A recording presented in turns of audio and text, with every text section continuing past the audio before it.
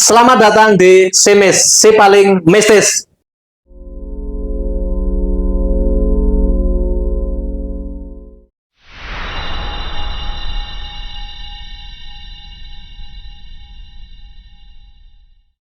Kali ini kita akan membahas terkait dengan kisah seseorang yang dianggap mistis dari beliau kecil sampai dia beranjak dewasa. Demikian juga kisah-kisahnya menampilkan kisah-kisah horor dan kisah-kisah yang mungkin orang lain tidak mengalami peristiwa itu. Baiklah, untuk selanjutnya kita langsung saja sapa beliau, karena beliau juga jauh. Dengan Mas siapa?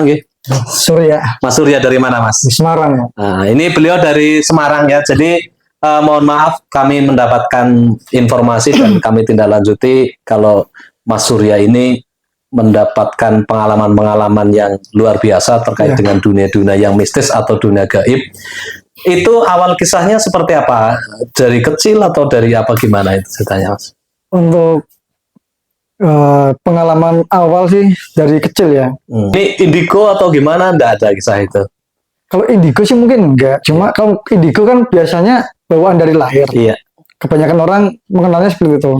Cuma kalau saya tuh dari sekitar umur 4 atau 5 tahun waktu TK itu. Oh, sudah mulai gitu. Udah mulai beranjak gede lah. Berarti sebelum SD atau masih TK, belum TK malah ya? Belum sekolah ya? Kayaknya TK. Dulu kan saya TK-nya 2 tahun. Oh gitu. TKB. Kalau udah saya TK pas TK kecil sekitar umur 4 tahunan. Itu ada kejadian apa, Mas Surya, sehingga masih diingat sampai hari ini yang luar biasa? Jadi pengalaman waktu itu yang masih ingat sampai sekarang dan nggak bisa hilang, mungkin ajal menjemput ya. Terus saya pernah hilang dan hilang dari pandangan orang atau dari dunia nyata atau gimana? Bisa dibilang dari pandangan orang juga, bisa dibilang dari astral juga. Oh gitu. Karena mungkin kalau orang bilang, kalau orang Jawa mungkin dibawa apa namanya? Cepet atau gimana itu kan? Bukan cepot ya. Makhluk halus gitu ya. Ya makhluk halus ya. Itu usia berapa, Mas Surya? Itu kalau nggak salah sekitar 4 sampai 5 tahunan itu. Waktu masih TK. Itu sebenarnya ya dari kenakalan dan kebandelan saya sendiri sih. Jadi kejadiannya gimana itu awal ceritanya kok bisa sampai seperti itu? Ya yang namanya anak kecil kan masih suka main-main lah. Iseng lah gitu. Iseng, lagi mainan sama teman-teman.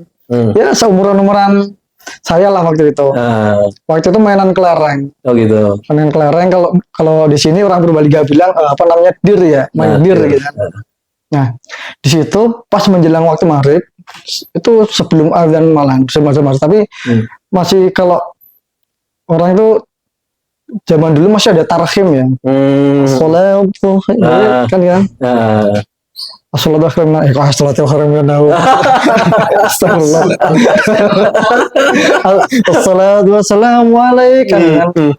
Tarhim ya. Subuh sama maghrib kan dulu masih ada. Iya. Nah, itu almarhum ibu, bukan ibu kandung tapi ibu angkat saya. Beliau tuh mengasuh saya dari waktu saya bayi. Oh, berarti tidak ikut orang tua kandung waktu itu? Enggak. Jadi semenjak kecil saya ikut orang tua angkat seperti itu. Nah, di situ dipanggil buat pulang gitu. Pangsul maghrib. Pulang gitu. Suruh. Sudah waktunya maghrib ya. Dulu kalimat yang pernah saya dengar tuh, hati-hati kok nanti digawa wewe gombel. Wewe gombel ya. Tapi yang namanya anak kecil kan nggak tahu. Tetap masih dablek lah ya. Iya. Sampai akhirnya teman-teman pada pulang sendiri-sendiri. Tinggal saya cuma 1 orang. Mau tak tinggal pulang langsung, nah kelereng saya masih berantakan kan. Itu di halaman rumah atau di mana, atau di kebun apa? Waktu itu di depan halaman rumah, tapi zaman dulu kan masih banyak pohon, rimbun lah. Rumah kan masih jarang-jarang dulu. Iya. Kalau sekarang sih udah dibangun bangunan juga rumah-rumah. Dulu masih rimbunnya kayak hutan-hutan desa lah, hutan kampung. Kebunan lah ya, pohon-pohon tinggi. Kebunan, orang sini bilang kebunan. Iya. Tak pungutin, tak bawa pulang ya. Di situ ada orang Itu cewek, ibu-ibu. Mm-mm. Saya nggak kenal dia siapa. Pertama kali lihat juga waktu itu, pertama ketemu juga. Namanya siapa juga nggak tahu. tahu. Asalnya dari mana juga nggak tahu. Tapi yang namanya kecil, diiming-imingi. Kasih apa? Dari Wangsil Yole, Oh gitu. ini tak tebas ke jajan. Ya, itu masih inget banget, nggak bakalan lupa sampai kapanpun. Udah tua orangnya itu.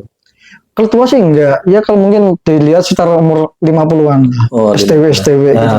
Nah, di situ yang namanya kecil ya dimimini kayak gitu mau-mau aja. Iyalah, ngikut lah. Ikut. Ketika dibawa pulang ke rumahnya, di situ juga gak aneh tuh. Biasa-biasa aja. Biasa kayak dulu. Menurut anak-anak biasa ya. Iya. Jadi kasih makan, dikasih minum. Nah, rumahnya tuh bagus, gede, tingkat. Sampai saya naik ke atas. Ya, ketika di atas itu saya nggak mau turun. Iya, udah betah lah kali ya. Iya. Kerasa. Udah nyaman lah kan gitu. Nah, di situ dikasih makan, dikasih minum, suguhan lah, enak-enak. Suguhannya itu juga makanan biasa gitu. Makanan biasa, nasi, mie, terus minuman yang seger-seger. Iya. Ada pisang juga. Tapi kan yang namanya anak kecil nggak mikir apa-apa. Iya, belum tahu juga kan. Nggak mikir hal mistis apa segala macam. Dikasih ya udah makan aja enak. Nah, ternyata di dunia sebelah dunia nyatanya kan, saya tuh hilang 3 hari. Padahal menurut perasaan saya cuma sebentar, baru beberapa menit. Iya. Jadi di sana dengan di sini tuh berbeda ya. Lebih cepat di sana ya. Lebih cepat di dunia. Lebih cepat di dunia nyata ya. Karena udah 3 hari, sedangkan saya di sana baru beberapa menit. Perasaannya padahal udah lama ya. Berarti selama 3 hari itu memang tidak pulang ya?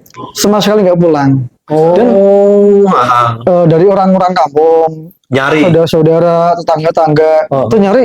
Padahal juga nyari di sekitar saya hilang dan di sekitar tempat saya bermain. Tapi kamu lihat nggak mereka itu lagi nyari kamu? Nggak lihat. Mereka pun udah lihat kamu udah lihat mereka. Iya, jadi kayak dimensi itu kayak ditutup tabir gitu loh. Jadi sama-sama udah saling lihat ya. Sama-sama gak saling lihat dan nggak denger. Selama 3 hari itu si ibu tadi sama-sama kamu terus? Bersama-sama terus, mendampingi terus. Berarti waktunya makan kasih jajan, kasih makan gitu? Iya, jadi kayak ngasuh gitu. Ngasuh. Jadi benar-benar ngomong gitu. Nah, di situ singkat cerita, saya ketemunya tuh namanya disebut nama nggak apa-apa ya? Nggak apa-apa. Kebetulan ini untuk edukasi jadi nama apa? Kebetulan orangnya sudah almarhum. Namanya tuh Mbah Wirya. Pernah di Wirya. Itu kesepuhan atau dukun sakti atau apa? Beliau bukan dukun, cuma beliau tuh orang yang dianggap sesepuh di lingkungan tersebut. Dituakan lah ya. Dituakan, karena memang beliau ya dari segi agama mungkin bukan alim banget waktu itu, tapi dia seseorang yang bisa diminta jangan nasihat. Jadi bahkan ustadz ulama pun segan sama beliau gitu. Gitu. Karena memang mungkin dari beliau sendiri ada karisma tersendiri. Iya, punya sesuatu lah yang melebihi dari orang lain kan gitu. Iya. Yang menemukan saya itu Mbak Wirya. Nah, berarti beliau nyari kamu?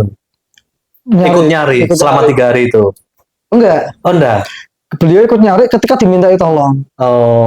Waktu itu belum minta tolong berarti? Belum minta tolong, karena waktu itu pengakuan beliau tuh ketika dia nggak dimintai tolong, dia nggak mau turun. Gitu. Entah alasannya apa sih nggak tahu. Iya. Cuma padahal beliau ngerti, bocah iki kok hilang ki ora sebaine. Iya. Cuma kan nggak tahu di mana. Iya. Beliau udah meraba ke situ. Ini sebenarnya ora hilang, cuma ditutupi tok. Iya, ketutupan lah. Cuma beliau mau ngomong ke keluarga kan nggak enak. Iya, karena nggak diminta tolong. Takutnya dikira mengada-ada kan gitu. Akhirnya ada pihak keluarga yang minta tolong, ikutlah terjun untuk ke lapangan mencari saya waktu itu. Berarti sama beliau ini? Sama Mbah Wirya tadi. Sudah minta tolong ya? Minta tolong. Nah, sama Mbah Wirya ini menurut saya sih nggak tahu ya lihat, cuma menurut cerita dari pihak keluarga. Karena kamu kan masih anak-anak kan gitu. Itu Mbah Wirya itu cuma minta air putih, dan air putih itu air putih mineral. Iya. Dari sumur, bukan air matang ya, bukan air matang, tapi bener-bener dari sumber mata air. Waktu itu namanya belik. Nah, Di situ entah dibacain doa apa saya nggak tahu. Terus dia ke tempat terakhir di mana saya terlihat. Terus beliau di situ bermunajat mungkin ya, entah berdoa apa sih nggak paham. Di situ di apa tabir mulai kebuka. Dari situ terlihat jejaknya. Oh, bekas jalannya atau apa gitu? Enggak. Jadi kalau orang bilang dulu kayak apa aura apa ya? Oh ini arahnya ke sana, arahnya ke sini. Sampai akhirnya ditemukanlah sebuah pohon begitu. Oh, itu gede. Tapi ada duri-durinya. Kalau orang dulu itu bilangnya pohon cangkring. Oh iya. Yang biasanya yang duri-duri tajam-tajam itu. Iya, yang biasanya bijinya tuh kecil panjang segini, biasanya buat kecil anak-anak biasanya itu. Nah, di situ saya di atas pohon. Lah anak sekecil itu kok bisa di atas pohon cangkring? Padahal berduri ya. Itu berduri dan naiknya gimana? Besar pohonnya besar. Besar. Itu bahkan kalau orang dewasa ya paling ya besar berarti. Ini nggak cukup lah. Beberapa orang baru bisa. Itu terlihat langsung atau gimana? Yang jenengan di atas itu? Belum ya. Nah, ketika beliau berdoa lagi, baru si orang-orang ini melihat, oh lah kayak bocah ini kono. Oh gitu. Akhirnya ada yang nyari tangga buat nurunin saya. Itu pun susah. Nah kan kalau dipikir nalar, nggak masuk akal gitu loh. Masuk akal. Ngomong gawe angel, caci itu manjat kan gitu.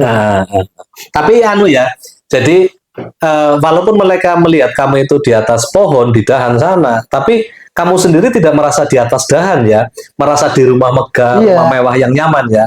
Berarti luar biasa memang kalau dibilang makhluk lain atau dunia mistis mungkin kita bertentangan dengan dunia nyata ya. Kan kalau dilihat ke pohon ini kan, oh itu kok anak kecil di atas sana ya, padahal yang kamu rasakan itu nyaman ya, makanannya enak, rumahnya mewah, bagus gitu ya. Tapi kamu akhirnya diturunin gitu. Nah, ketika saya diambil, saya juga lihatnya mereka masuk ke dalam rumah. Oh, gitu. Lihatnya masuk ke dalam rumah. Jadi bukan tetap belum ngerasa pohon ya? Belum. Saya baru tahu itu pohon ketika saya udah di bawah. Oh, berarti mereka komunikasi dengan ibu yang bawa kamu enggak? Yang mana? Mereka. Mereka yang jemput kamu itu berkomunikasi dengan ibu yang bawa kamu enggak? Oh enggak. Enggak ya. Jadi ketika mereka datang, si ibu-ibu yang bawa saya itu nggak ada itu. Oh, nggak ada. Jadi yang naik ke pohon itu Mbah Wirya. Oh, yang naik gitu.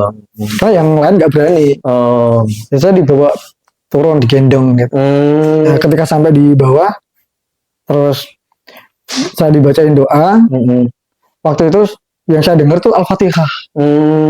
Al-Fatihah, terus saya diusap wajahnya. Baru di situ saya lihat pohon. Kok pohon? Cuma kan anak kecil kan shock ya. Iya, takut dan lain sebagainya gitu kan. Nah, tapi ibu tadi udah enggak di wajah kamu lagi ya? Udah enggak ada. Itu pun ketemunya sore. Oh, itu waktu habis azan asar itu baru ketemu. Dan itu tuh 3 hari kemudian dari waktu pertama hilang. Iya. Di situ terus saya diminumin air yang dibacain doa itu. Saya muntah. Dan muntahnya itu bukan muntah makanan. Muntahnya apa itu? Ada beberapa macam. Ada 5 macam waktu itu. Pasir, kerikil, cacing, belatung, sama air comberan. Nah, ini saya pernah dengar kisah seperti itu, tapi entah benar entah tidak. Jadi kalau orang yang dibawa di sini kan ada cepet, ada wewe gombel gitu. Biasa kalau sudah dikasih makan mie ternyata cacing gitu loh. Terus kalau dikasih makan nasi biasa itu belatung dan sebagainya. Nah, kalau sudah makan seperti itu biasa dia kalau ndak hilang ikatan biasa dia ndak bisa ngomong. Cuma ini kan saya ketemu Mas Surya ini kan luar biasa, dari kecil sampai sekarang bisa ngomong dan sebagainya. Itu memang ndak ada pengaruhnya waktu itu. Ada. Setelah muntah itu gimana? Ada. Jadi ketika muntah itu pun cacing, belatung itu bukan posisi hewan-hewan itu mati tercacat-cacat enggak, itu posisi hidup. Cacingnya itu hidup. Serem, Sep. Belatungnya juga hidup. Terus airnya tuh air comberan. Terus pasir yang keluar tuh mungkin waktu itu di pandangan saya itu nasinya mungkin. Gitu ya. Kerikil juga. Nah, ada efeknya memang. Tuh dari situ ketika saya udah dibawa pulang ke rumah, saya kalau orang bilang mungkin step kali ya. Berarti panas tinggi, Oh. kejang. Heeh. Tahu-tahu selama beberapa hari sembuh sendiri, Heeh. terus takut, nangis. Hmm. Jadi kayak berhalusinasi. Iya, iya, iya. Sampai dibawa ke dokter, dokter bilang, ini ora loro, ini ora meriang, ora ada penyakit gitu. Sampai orang-orang kan cuma bingung. Tapi udah diobati sama dokter. Dokternya juga bingung mau dikasih obat apa, bukan sakit kan gitu. Suruh pulang. Suruh pulang. Nah, setelah beberapa hari beberapa minggu mengalami sakit, stop panas dan segala macam, terus beberapa hari itu normal, nggak ada sakit lagi apa gitu. Berarti udah sehat lagi. Tapi pengaruhnya ke yang lain lagi. Jadi ketika ini kan kosong nih seperti ini. Tapi dalam pandangan saya tuh rame kayak di pasar, cuma bentuknya tuh macam-macam. Dan bukan sebaiknya bentuk menungso lah. Kayak alam ini gitu ya. Maksudnya itu di alam lain atau masih alam kita? Masih alam sini, alam sini. Tapi kelihatan semua. Dan itu siang, bukan malam. Oh, siang kelihatan. Apa itu, ada yang aneh-aneh atau? Bentuknya macam-macam ya, nggak bisa definisikan pakai kata-kata lah. Bener-bener aneh. Tapi kayak hantu apa gitu? Enggak.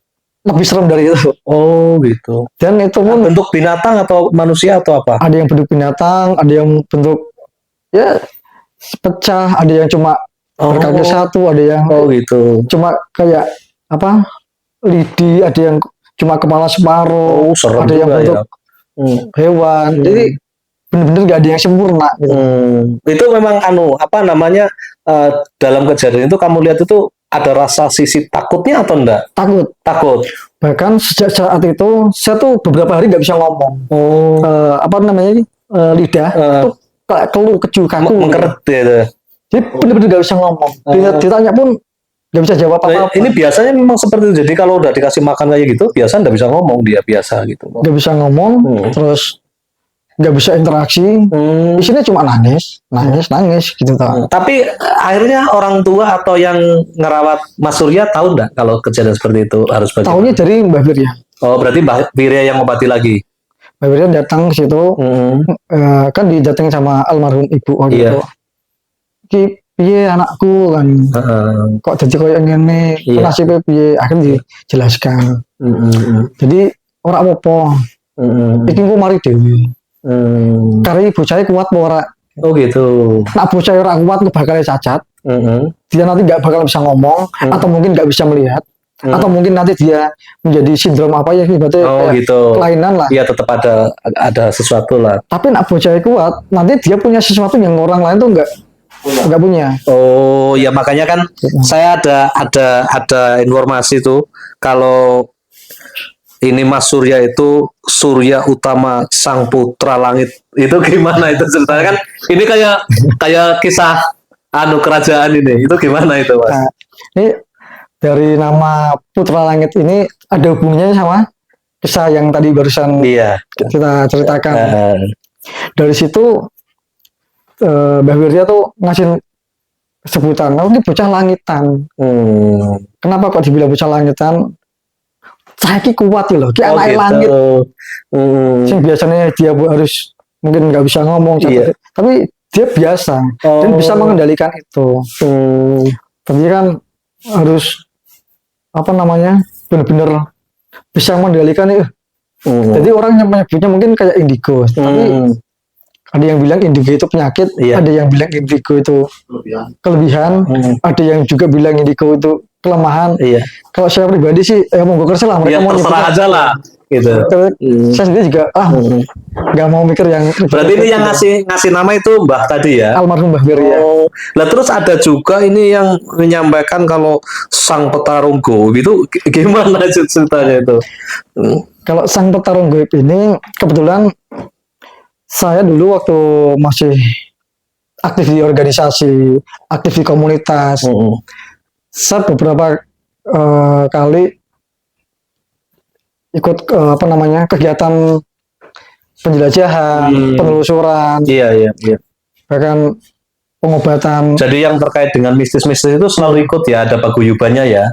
Jadi ada perkumpulannya. Perkumpulan. Sampai akhirnya saya ketemu dengan yang namanya komunitas Semarangker waktu itu. Oh. Mungkin teman-teman Semarangker mau izin namanya tak sebut di sini ya. Ya ini buat flashback kita aja. Mungkin dari teman-teman Semarangker atau mungkin dari teman-teman yang udah pernah aktif di dunia lain atau masih dunia lain, ini udah paham lah ya. Di sini kebetulan waktu itu saya ketemu yang namanya komunitas Semarangker. Di situ pertama kali saya ketemu komunitas Semarangker itu namanya Mas Eri Jawa, Bandon, sama Om Pam Muji. Beliau ramah, enak, supel, dan sejak pertemuan itu merasa kayak keluarga, nyaman ya. Nyaman. Awalnya saya mengira Semarangker itu kumpulan para dukun gitu. Ternyata bukan, teman-teman. Jadi Semarangker ini mereka kegiatannya sosial, terus pencinta alam, terus juga penelusuran tentang apa namanya mistis. Tapi penelusuran ini menguak mitos dan memecah misteri. Yang mungkin kata orang dianggap angker, kata orang ini mitosnya seperti ini ya, kita pecahkan. Seperti itu. Di situ sampai akhirnya singkat cerita, saya ketemu sama yang namanya Mas Yudi. Mas Yudi ini pernah satu komunitas juga di Semarangker, tapi akhirnya lepas juga. Waktu itu saya diajak sama Mas Yudi, Sur, ayo kita bikin perkumpulan Sang Petarung Gaib. Nah, Mas Yudi ini beliau salah satu praktisi spiritual juga. Oh gitu. Ya spiritual juga supranatural juga di situ. Dan karena Mas Yudi, saya nggak pernah cerita apa-apa ke Mas Yudi, nggak pernah mungkin sharing apapun lah. Bahkan saya cenderung menutup diri biar orang lain nggak ada yang tahu saya siapa sebelumnya, siapa saya sebenarnya itu lah. Tapi Mas Yudi ini bisa meraba gitu. Tahu Tanpa saya harus ngomong, tanpa harus cerita. Ternyata beliau juga ahli spiritual juga. Di daerah mana dia? Di Semarang. Oh, di Semarang. Terus ngajak saya buat gabung, tapi waktu itu saya belum mau karena saya mungkin belum tergugah kan. Saya masih pengen fokus, pengen kerja biasa aja lah. Sampai akhirnya beberapa kali obrolan, akhirnya saya mau di situ bergabung di Sang Petarung Gaib. Nah, sebenarnya yang bikin Sang Petarung Gaib ini Mas Yudi. Di situ ada Mas Yudi. Di situ ada dua orang yang paling saya hormati. Satu Mas Yudi, satu lagi Seno. Oh gitu. Seno. Di situ sebenarnya ada beberapa orang. Itu kegiatannya kalau di Sang Petarung Gaib itu penelusuran, terus penjelajahan, pengobatan alternatif juga, tapi yang astral, teluh, santet, tenung, secara spiritual ya. Tapi kita bukan rekayasa. Misal kita penjelajahan ya, nemu nggak nemu ya itu adanya. Kita penelusuran. Jadi bukan dibikin-bikin ya. Bukan dibikin-bikin. Jadi kalau misal pun ada yang minta tolong untuk pengobatan segala macam, itu pun apa adanya lah. Kita nggak mau sering aneh-aneh gitu. Ya nggak pakai atraksi apa, nggak pakai ya. Enggak. Dan kita juga bukan orang yang menjual agama. Harus pakai ramalan ini, ramalan enggak. Tapi memang benar-benar murni dari energi dalam, tenaga dalam, energi positif lah. Bukan harus pakai ramalan namun saya ya kayak ayat-ayat suci Al-Quran, biarpun kita Muslim. Karena yang ditakutkan nanti itu disalahgunakan. Salah paham lagi. Orang takutnya, loh kok ayat-ayat Quran gudulan. Gudulan gitu ya. Kita tidak mau seperti itu. Ya, makanya kan gini, dengan kehadiran Mas Surya di sini ini, kami berharap untuk edukasi dengan masyarakat, terutama masyarakat Indonesia yang masih mengenal dunia-dunia mistis, dunia-dunia spiritual, yang kadang orang itu tidak masuk di akal. Tapi memang dunia mistis atau dunia spiritual ini memang di logika kadang kalau nggak bisa mengkaitkan itu benar-benar tidak nyambung gitu loh. Hanya orang-orang tertentu saja yang bisa ke sana gitu. Makanya terima kasih sekali udah bisa menjelaskan kisah tadi gitu ya, sampai akhir cerita apa beberapa ceritanya tadi kan, kalau menurut saya kan luar biasa. Luar biasanya bagaimana? Salah satunya kalau orang lain itu tadi nggak bisa ngomong atau cacat dan sebagainya. Nah, sampai hari ini udah umur sekian kita masih bisa ngomong, bisa berjuang bersama untuk keluarga dan sebagainya. Sudah satu hal yang memang patut diacungi jempol kan. Alhamdulillah. Ya, apalagi dengan kisah tadi gitu loh. Nah, setelah bergabung ini jenengan masih tetap berjalan, masih panjang. Untuk kegiatan Sang Petarung Gaib sendiri, saya udah vakum. Tapi saya ada satu kenangan yang membuat kita tuh jangan sampai, biarpun udah gak bersama-sama lagi, tapi saya pengen itu masih ada keterikatan. Bahkan sama teman-teman dari Sang Petarung Gaib pun, sama teman-teman Semaranger pun, saya ada kenangan. Kebetulan kan saya juga suka di musik. Saya di Semaranger ada lagu dari Semaranger sendiri, yang dari Semaranger, terus saya bawakan lagu itu, direkod juga, namanya Himne Semaranger. Terus di samping itu saya membuat 2 lagu untuk Semaranger juga. Jadi di Semaranger ada 3 lagu, ya kenang-kenangan buat teman-teman saya juga. Gitu. Jadi biar selalu keinget gitu ya. Ya entah mau dipakai atau enggak, ya monggo lah. Yang penting saya punya kenangan di situ. Kalau dipakai ya alhamdulillah saya. Jadi wah, karya saya dihargai ini. Nah ini dengan demikian ini dari Om Pras berharap atau mengundang teman-teman dari Semaranger ya, Semaranger dan apa nama satu lagi, Sang Petarung Gaib. Sang Petarung Gaib. Barangkali kalian saudara-saudaraku berkenan, ayo kita ketemu, kita ada acarakan seperti ini biar ke depan bisa memberikan masyarakat edukasi dan pengertian. Jangan sampai kita salah paham, oh itu ternyata dukun, oh itu ini enggak. Jadi kita kembali lagi bahwa di dunia ini itu ada sisi yang lain, ada dunia lain, tapi harapan kami semuanya akan baik-baik saja. Akhir kita pada pertemuan kali ini, terima kasih Mas Surya sudah meluangkan waktunya. Ya, sukses terus di si paling mistis bersama Om Pras. Terima kasih.